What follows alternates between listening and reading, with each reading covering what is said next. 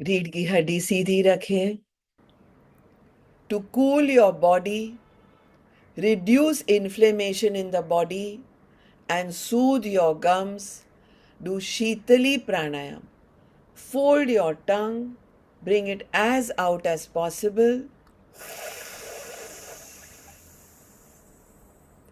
Inhale. Now tongue in. Exhale in Ujjayi from your nostrils. शीतली प्राणायाम करें. आपकी body को शीतलता देगी. कहीं भी अंदर में इन्फ्लेमेशन, किसी भी तरह का इन्फेक्शन या सूजन हो तो उसको रिलैक्स करेगी और गम्स के जो प्रॉब्लम हो उनको रिवर्स करेगी. शीतली प्राणायाम. शीतली.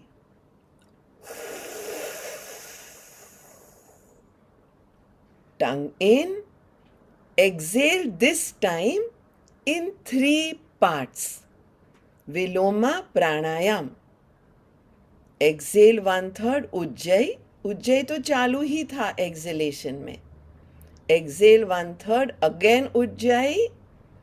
Exhale completely Ujjayi. Discontinue the practice.